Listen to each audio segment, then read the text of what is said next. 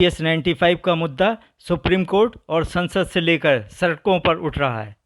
EPS 95 pension का मुद्दा रोज संसद में तो उठ ही रहा है, वहीं सुप्रीम कोर्ट के फैसले में मॉडिफिकेशन के लिए लोग लगे हुए हैं। दूसरी ओर NSE ने सड़कों पर आंदोलन का अल्टीमेटम दे दिया है।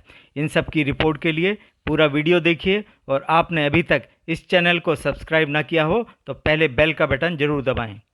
आप देख रहे हैं कि संसद के इस शीतकालीन सत्र में रोज लोकसभा या राज्यसभा में विभिन्न दलों के सांसद EPS 95 पेंशन के मुद्दे पर सुप्रीम कोर्ट के फैसले पर दिशा निर्देश या न्यूनतम पेंशन की मांग को उठा रहे हैं।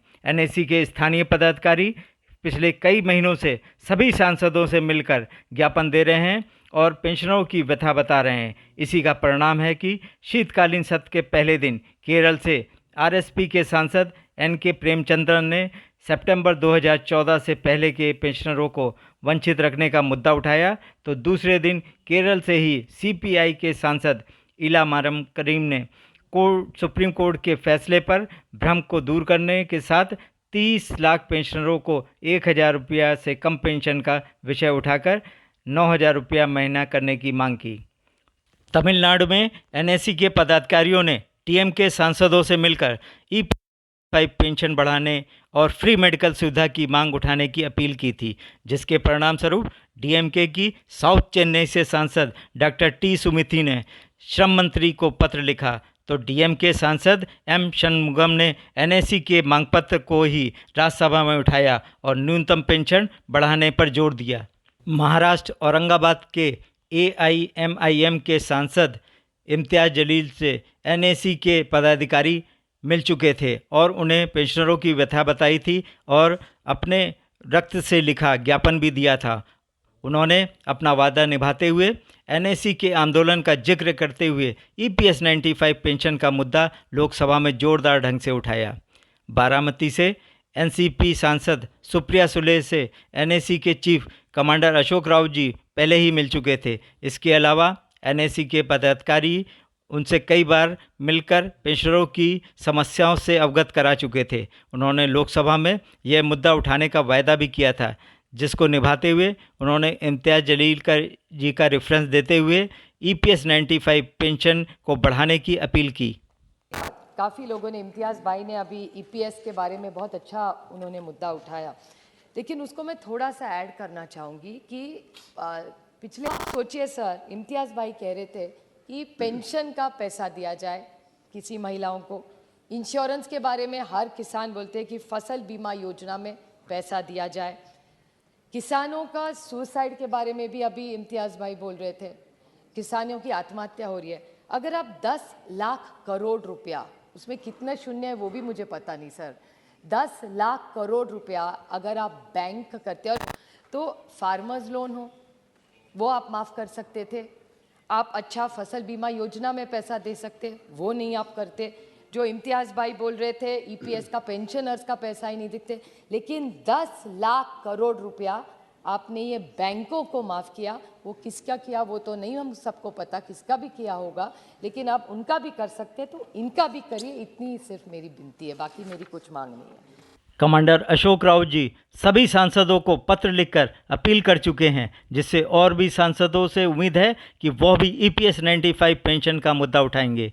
NSE ने 1 और 2 दिसंबर को बंगलौर में हुई CWC मीटिंग में सरकार को 1 माह में मांगें पूरी करने का अल्टीमेटम दिया था।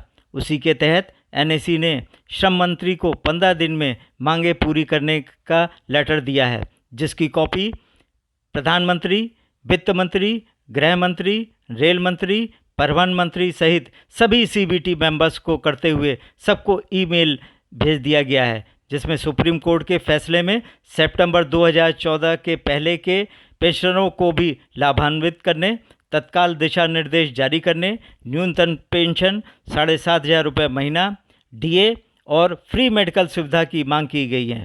मांगें पूरी न होने पर 15 दिन बाद आंदोलन बृहद रूप में होगा, जिसमें देश भर में रास्ता रोको, रेल रोको आंदोलन भी होगा। इसके अलावा पेंशनर राष्ट्रपति से इच्छा मृत्यु की मांग करेंगे।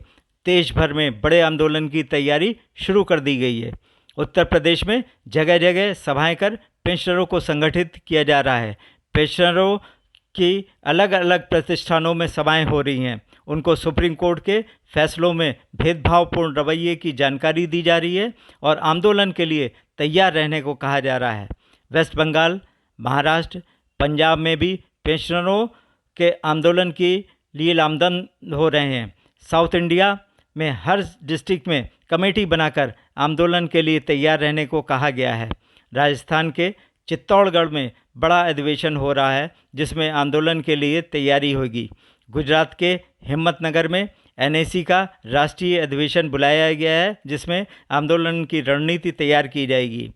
एनएसी के वरिष्ठ पदाधिकारी दिल्ली पहुंच गए हैं और वो टीम बनाकर हर सांसद के निवास पर जाकर एनएसी का अल्टीमेटम लेटर व्यक्तिगत रूप से दे रहे हैं, क्योंकि पेंशनरों को अब करो या मरो के नारे के साथ सड़कों पर उतरना होगा। न्यूज़ चैनल भी अब धीरे धीरे इस मुद्दे पर बात करने लगे हैं।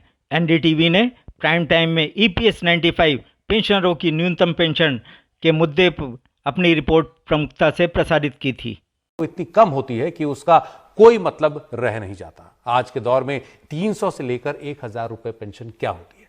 2014 में केंद्रीय कैबिनेट ने 1 साल तक 1000 रुपए प्रति माह पेंशन देने का फैसला किया था, जिसे 2015 में आगे के लिए भी बढ़ा दिया गया, लेकिन इन लोगों को तो वो भी नहीं मिल रही। सुप्रीम कोर्ट में भी हिंदुस्तान एयरोनॉटिक की ऑफिशियल एसोसिएशन की ओर से 4/11/2022 के फैसले में सितंबर 2014 के पहले के पेंशनरों पर भी लागू करने के मॉडिफिकेशन के लिए एप्लीकेशन लगा चुके हैं, जिसे 16 दिसंबर को 2 जजों की बेंच में सुनवाई के लिए लिस्टेड किया गया था।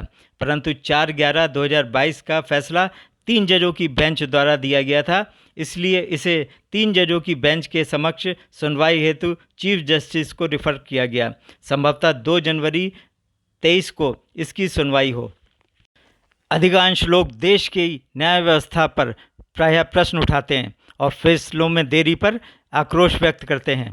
आपको भी ये हास्यास्पद नहीं लग रहा कि 3 जजों की बेंच के निर्णय को मॉडिफिकेशन की एप्लीकेशन को 2 जजों की बेंच के समक्ष प्रस्तुत कर दिया गया, जो कि अपने को इसमें असमर्थ बताकर 3 जजों की बेंच के लिए सीजेआई को रेफर कर देते हैं। इस प्रणाली से न्याय मिलने में देरी होना स्वाभाविक ही है।